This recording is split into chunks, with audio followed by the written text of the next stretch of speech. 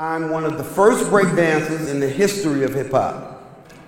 It was only 5 of us in the beginning. I'm one of them. I'm one of the first street MCs in the history of hip hop. And it was only a few of us back then. Some of them you probably heard from your mother and father, like Grandmaster Flash and Grandmaster Cash and Cowboy, and you know what I mean? And some of them, you know, they're very close friends of mine. I was down with Grandmaster Flash.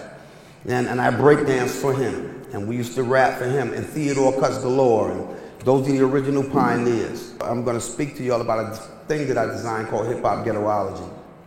And what it does, it speaks about hip hop, social environments, the economic aspect of it, and about the environment in which we live in today. And how to deter yourself from certain things that might going to cause you great problems in life later on. I know that we all understand a lot of things that goes on in our neighborhoods. A lot of non-productive things. Things that I'm familiar with, things that I know that y'all experiencing now.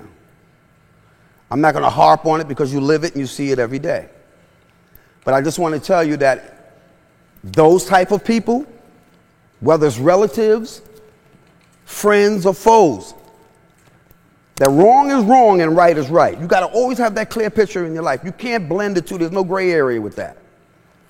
I don't care if it's your mama, I don't care if it's your sister, your brother. Wrong is wrong and right is right. And you got to stay focused on what's right in life, because that's the only way that you're going to be able to judge anything else. Because there are people that's sharper than you, a little slicker than you, could come and try to explain to you a wrong to portray it to be something right, to manipulate you into doing something negative that might cost you a habitual type of behavioral type of thing, and I'll explain that in a minute, that will get you in the mode of doing that to where then you begin to believe that what you're doing is right. Until the police come and look in your face and tell you it's wrong. And then the reality hits that, oh my God, what I've been doing the whole time is wrong. And now I have to suffer for it. Everything that you accept in your visual, if you allow it to take seed into your mind and then rest in your heart, then it becomes a part of you. And I don't want to get into specifics to certain things, but I'm just giving you the general way that you can guard your heart and you can guard your mind against negativity, against non-productive things, about making proper decisions in life. That people will lure you down the road. Because let me tell you something, in reality, a drug dealer, ain't too many successful drug dealers. I mean, how many have you really seen that was really successful, that got away with everything and was very successful and had the big house and everything and got away? It's not too many of them. Most of them go to jail, do a lot of time, come back old men that really haven't contributed anything to society. So I implore you to understand that that is a function in society, a cancer in society, which society rejects.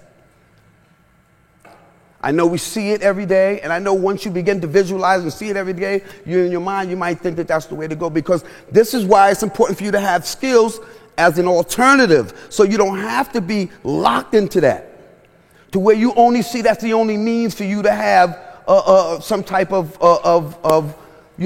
standard of living.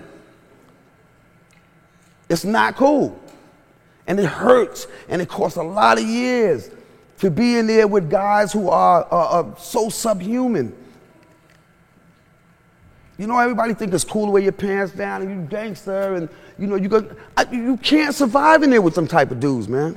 We're talking animals.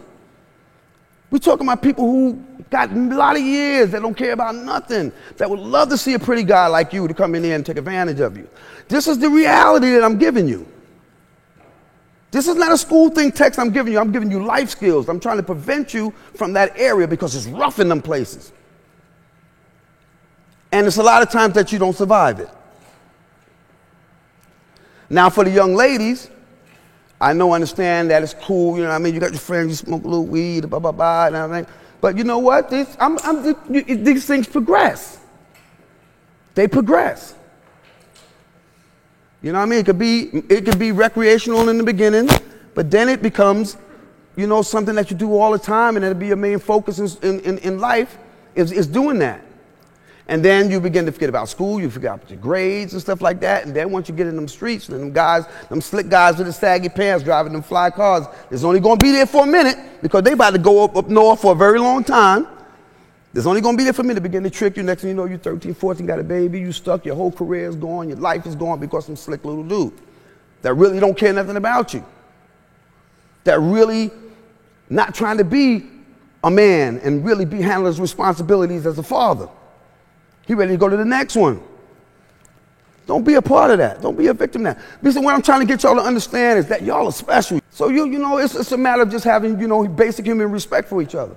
Respect your teachers. Because if you don't respect your teachers, then they can't give you what's going to sustain your life. See, they hold the key to your future. You know what I mean? You got to respect the key to your future. Just like when that police officer come up on you, he is the key to your future. Because right there, he can make the decision to take you away for 25 years. Or he can give you a break.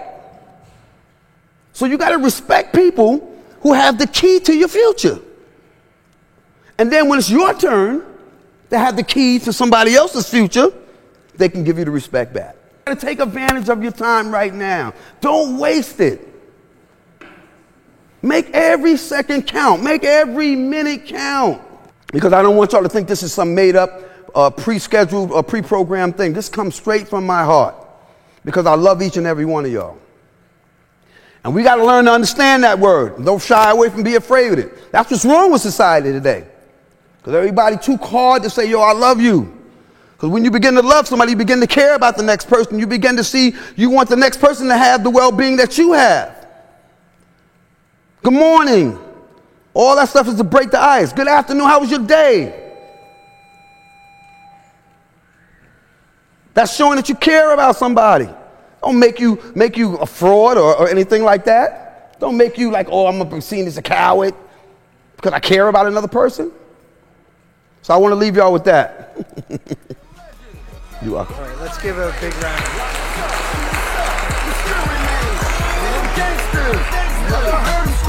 I'm legendary, homie. Now what you mean?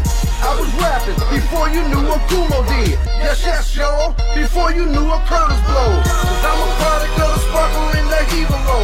Who stole a soul? Who fits the bill? The people hunger.